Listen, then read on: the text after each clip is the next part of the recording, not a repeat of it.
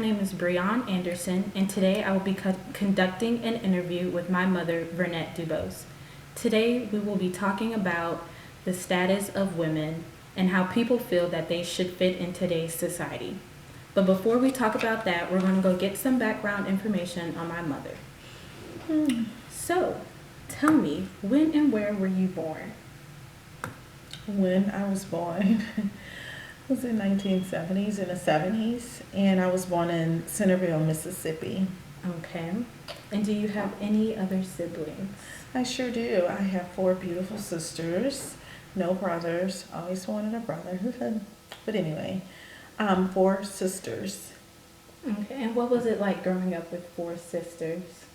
Oh, we were taught to be very independent. We were taught at a very early age the importance of getting an education, going to school, and of course getting a job. So I can recall working as early as 13 years old. Really? All right. And so your mom, what was it like for her raising 5 daughters? Well, my mom was a stay-at-home mom at that time. My dad worked, he was a chemical engineer, and he worked for Shell Oil Company in Mobile. So he worked most of my childhood, and my mom stayed at home. So by the time my mom actually went out to work, I probably had already graduated from high school and probably my first year in college. So I was like 19-year-old. And she stayed at home the entire time to take care of us because our ages was so close. My older sister, we're a year apart. Then my sister in the middle, we're a year and a half apart. Then I have 2 younger sisters. One I'm 7 years older and then the other one 10. So it was a lot of girls in the house, and my dad was the only male. Would you say your mom was a young mother? Yeah, she was young. When my mom got married, she was 19 years old. Okay. And my dad is 2 years older than her, so he was 21. And did your mom attend school at any point? She met my father when she was in college. She met him freshman year at Mississippi Valley State. That's the college they attended. So do you think with them being young, that's why she stayed at home? Because I'm sure back in the 70s and 60s, there was more stay-at-home moms then than they are now. Well, I think probably one of the motivating factors for her to stay at home is because at that time when she was in college, she ended up getting pregnant with my oldest sister. So she stayed at home to take care of her, and my dad continued college. At that time, he was a sophomore or junior in college, so he continued and ended up getting his bachelor's degree, and he started working. So because she had my older sister, probably a year later, she had me. So we're very close in age. So at that time, my dad was the only person that worked full time. So daycare, of course, is not as expensive as it is now, but that was the best fit for y'all family. Right. All right. So with you being the second oldest of 5 girls, do you feel like you helped out a lot with raising your younger sisters? Well, I think I helped out, a lot, because I can recall teaching my younger sisters how to drive, just teaching them like little things to do. With me being 10 years older than my youngest sister, I would say that we helped out quite a bit. My dad was, and he still is, he's a preacher, he's a minister. So we did a lot of stuff in the church, and just we went to Bible study through the weekday. We went to church every Sunday. We sang in a choir. So we had a lot of stuff going on. So with all that being said, my mom always cooked for us every day. We had breakfast, we had lunch, we had dinner. So a lot of times when she would be cooking, we would be getting ready for church, or if we were going to some kind of social gathering, I would help her get them dressed, my younger sisters get them dressed. And we were all very close. Okay, so with you helping cooking and cleaning and helping your mom with all the housely duties, would you say that she was preparing you to be a housewife in the future, or was education No, ma'am. a big thing No, for ma'am. her? Heck no. She was not preparing me to be a housewife. What she was preparing me to do, of course, learning how to cook and learning how to take care of my sisters. That's just, normally what you do when you're a woman and you have kids. And why is But that? they always stressed to us how important it was for us to get an education, graduate from college, and make sure that we pick careers where we can make a decent living.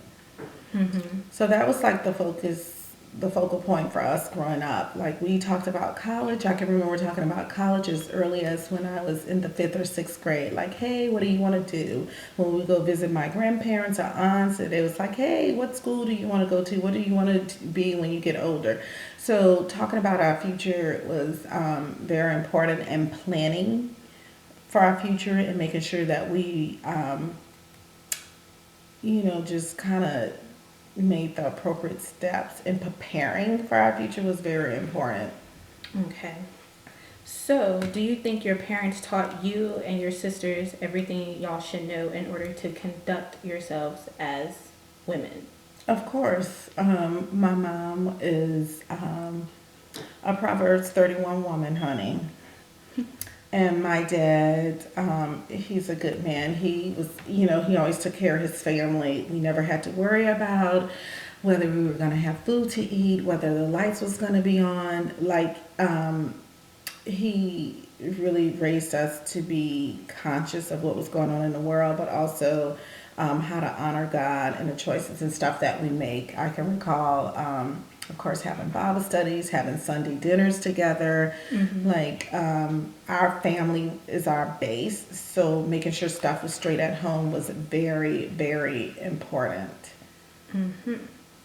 So, I'm going to read you an excerpt from this paper that I have. It's titled Good Housekeeping. Every Executive Needs a Perfect Wife, 1956. So basically, this is just talking about how a man's job, whether he moved up in the world, depended on the status of his wife. Was she a good housewife? That way he was able to do what he needed to do at work without worrying what was going on at home. So, and it says, a good wife's primary interest is her husband, her home, and her children. There are many successful and happily married women, doctors, lawyers, artists, musicians, writers, and the like, but I believe that being the wife of an executive is a full-time job in itself. Do you agree with that? Well, I think being a wife, period, is a full-time job because these days you have women. Of course, if you're married and you are a wife, not only do you take care of home, but you have a lot of women that are out working full-time jobs as well. So I don't think it has anything to do with the wife of an executive. It's just being a wife, period. Can be challenging when you're trying to make sure that you're doing what you're supposed to do on a job, and you're also taking care of home, and trying to make sure that the kids are doing what they're supposed to do. Okay. So then he talks about the good qualities in a wife, and then he talks about the bad qualities, saying that these bad qualities affects the home because the husband is not able to do a good job at work because he's distracted. So I'm going to read to you a few of his bad qualities and see how you feel about it. The complaining woman. The weather's bad, the child was cranky tonight, the waiter's sloppy, the food is cold. I know immediately that she is a nag. The complaining woman can toss a cloud over the brightest of days and the brightest of men. Do you think that's true? Well, no, I don't think. I mean, a complaining woman. I don't know what he's getting and where he's coming from.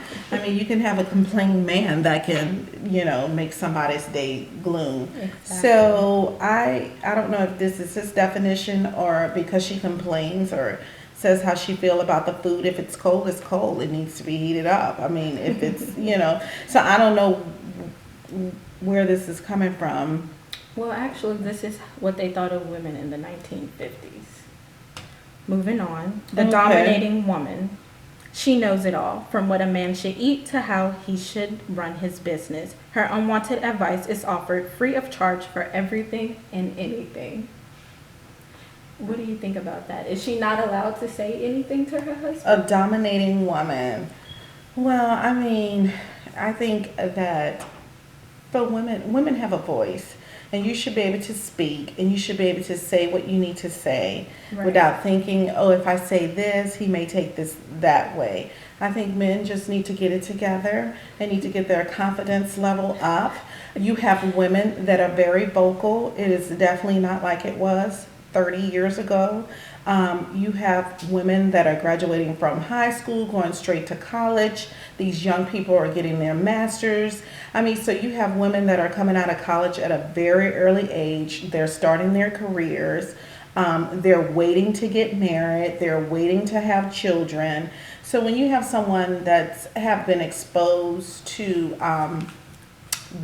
the workforce, their perspective is a little bit different than someone that stays at home. That's a Right. housewife. So I think for him to say, "Oh, she's a complaining woman because she said the food was cold," or that she's nagging because the waiter is sloppy, or that she's dominating because she thinks she knows it all. I think that when you're in a relationship, I think that it's good to bounce ideas off each other, and I think that a man or a husband should admire that in a woman, and they should be willing to hold a conversation and get her point of view Right. on things, I as agree. well as not trying to just make her be quiet, like, hey, I don't want to hear anything you have Right. to say, because I think that has a lot to do with respect as well. Um, I think that women should be able to say whatever they want to say and Hmm. not have to apologize for it. Of course, you're not trying to hurt anyone's feelings. You're not, necessarily just trying to keep chaos going. But I think that women have a voice, and they should be allowed to vocalize their thoughts. And if something is not right, then they need to say it. Right. Okay, so you have three daughters. What hmm advice would you give them if they was to hear a man say these things? If they would say stuff like, oh, she's a complaining woman because she said something about the food being cold, I think that's very silly. And I think for someone to think that that's a woman that complained, obviously something, their values or their views are Mm-hmm. probably totally different than my girl's views, because I don't know, it just doesn't make sense to me to say that she's a complaining woman or that she's dominating, because she tends to know some things that he may not know. Mm-hmm. And I would think that that may be a problem in the future, because sometimes you have men that are intimidated by intelligent women. You have men that are intimidated by women that are independent. Um, Sometimes they don't know how to handle it, but what they should be doing is looking at it like, okay, this could work. This is my helpmate, Right. and this may work. We're able to bounce ideas off of each other and make this relationship work, instead of being so intimidated. I think it has a lot to do with pride, maybe the way that the man was raised. Mm-hmm. You know, Well, would you say that a woman could take on a leadership position just as well as a man can?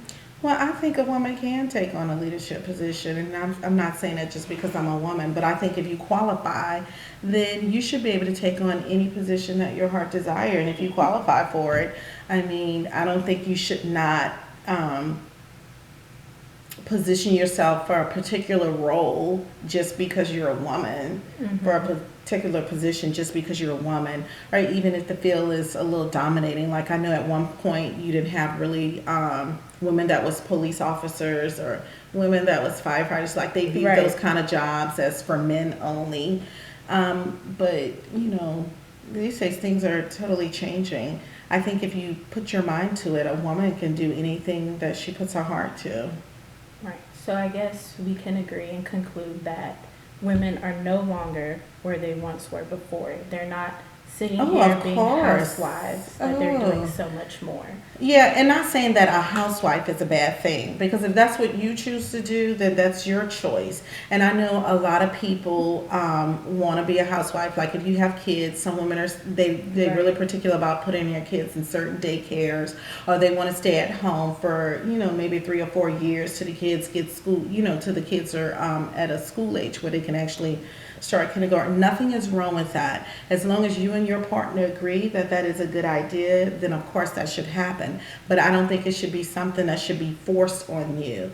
Hey, you need to stay at home. You need to take care of the kids. You don't need to go to work. Right. I think that it should be a discussion that definitely needs to be made before anybody get married, and it should be something that's agreed upon. It should be something that works for both couples, because sometimes you may have a guy that doesn't make enough money to be able to live the lifestyle that you may be accustomed to living, and a lot of times these days it does take two incomes. Or if you have a person, whether it's the man that works or whether it's the woman that works, and their one income can suffice while one of the parents stay at home, then that's cool too, because I know some people where the guy stays at home. So it's not just like, okay, because you're a woman, you have to stay at home with the kids. I think that's a conversation that needs to be held with, both partners to see what's beneficial for their family. I don't believe in all this little old stuff like a wife got to stay at home, she got to cook. No, I think we both can get in the kitchen and do a little cooking. We both can clean up. If I'm going to work every day and you're going to work every day, then we could share these chores. Right. It's not going to be like I'm going to work full time, then I got to come home and do all the chores. No, honey, we're going to share these chores. That's what we're going to do, because we're both going to work and we both trying to make, our household comfortable where we can totally enjoy life. I don't think like cooking is just for a woman to do. You have some men that are great chefs. You have people that cook very well. So I don't think that certain jobs are for women and certain jobs are for men. I think people should do whatever they want to do and forget all this old crap stuff. Right. I agree. So, last question. Any advice that you would give to the ladies of this younger generation for the things that they hear about, degrading women, putting women down, having them feel that they're less than men? Well, the only time I really hear where they say something like that, because I know a lot of times you'll have men that are intimidated by women, like if they're doing the same job and a woman perhaps could do it a little bit better, and they'll try to like strong arm her and make her feel a little bad. But like a lot of times women are so confident, they know what they're doing. They know if they got into that field, if it's a male dominating field, they already know ahead of time how men may try to treat them or harass them or try to make them feel. But their minds are made up, and if they didn't think that they could do the job, they would have never got into that field. So the advice that I have for women, that whatever job, whatever it is that you want to do, if you get the training for it and you feel like you're skilled to do it, then you need to do it. You don't need to worry about whether or not how people are going to view you. You have to do whatever makes you happy. And I don't think that you should choose a career just based on, is this a woman career or is this a male career? Because now you have a lot of men that are nurses, whereas before that was viewed as a female. Predominantly females did that job. Just like for teachers, back in the day, you had a lot of women that are teachers. Now we have just as many male teachers as we have female teachers. So I think that the advice I would give is whatever career choice you make and whatever you decide to do, whether it's to stay at home or go to work, those are choices that you should make on your own. You should be happy. I don't think you should be forced to do something that you don't want to do. All right. Well, thank you for your time and for answering the questions. So that's it. That wraps up the interview portion with my mother, Vernett Dubose.